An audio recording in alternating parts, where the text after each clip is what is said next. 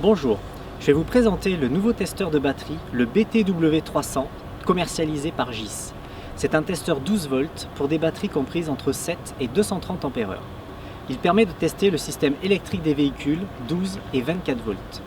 Il est conçu pour résister à des situations extrêmes grâce à sa coque renforcée.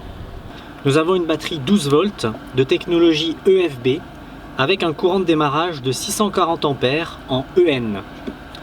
Ensuite, vous prenez le testeur et vous prenez la pince rouge pour brancher sur la borne plus de la batterie, comme ceci. Et vous prenez la pince noire pour brancher sur la borne moins, comme cela. Le testeur s'allume et la connexion Bluetooth s'établit. Maintenant que le testeur est branché, il suffit de télécharger l'application DHC, soit sous Google Play, soit sous Apple Store. On va maintenant s'installer à l'intérieur du véhicule pour tester la batterie et le système de démarrage.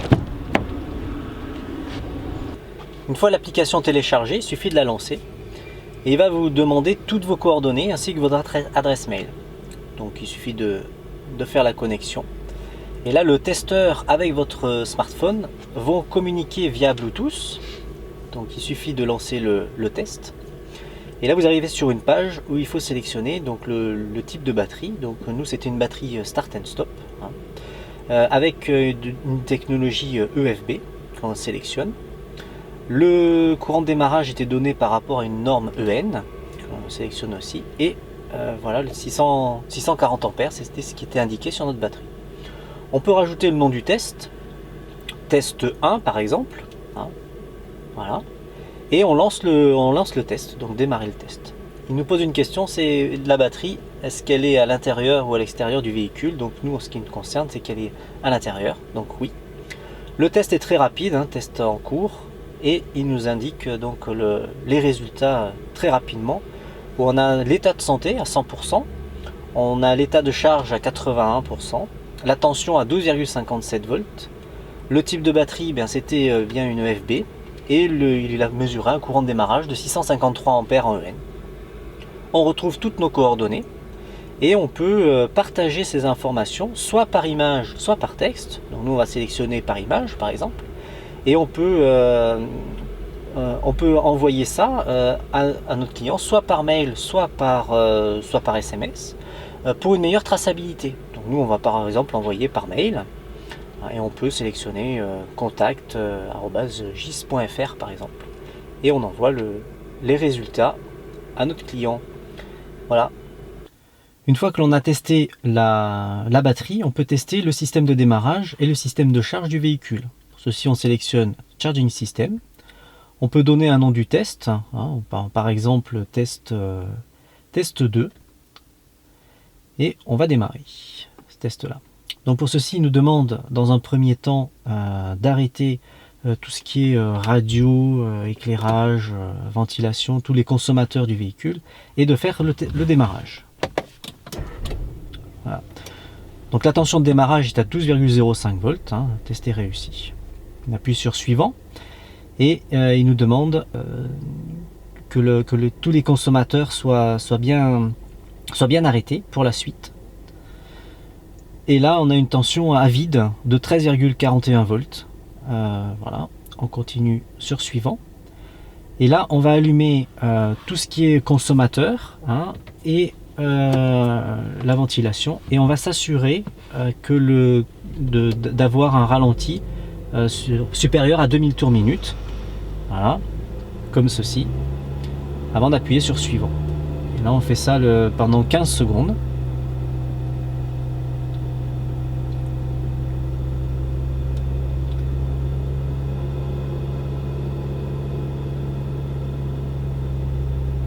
Voilà, ça nous a permis de détecter l'ondulation de tension qui est de 0,04 volts. Ensuite, il teste l'alternateur qui est de 13,4 volts aussi. Voilà, le test est terminé, on peut arrêter le véhicule.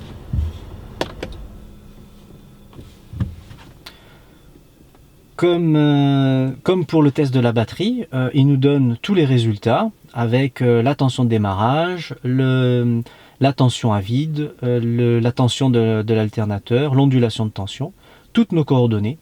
Et comme pour la batterie, hein, comme tout à l'heure, on peut partager les informations, soit une image, soit un texte, que l'on peut envoyer par email.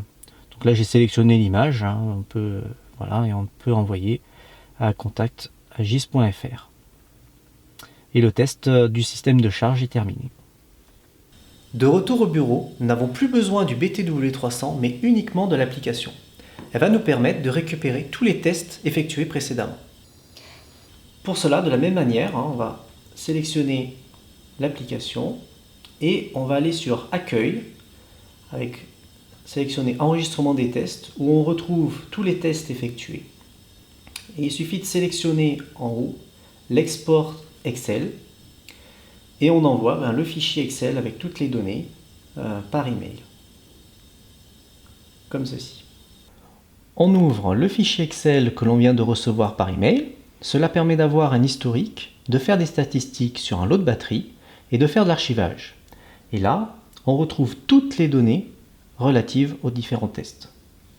L'avantage principal par rapport à un testeur classique, c'est de ne plus stocker les papiers thermiques qui peuvent s'effacer dans le temps. Le fichier Excel permet ainsi d'avoir un archivage pérenne.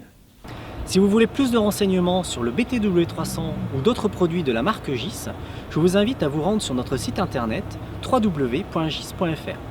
Vous pouvez aussi vous abonner à notre chaîne YouTube pour recevoir toute l'actualité sur nos différents produits.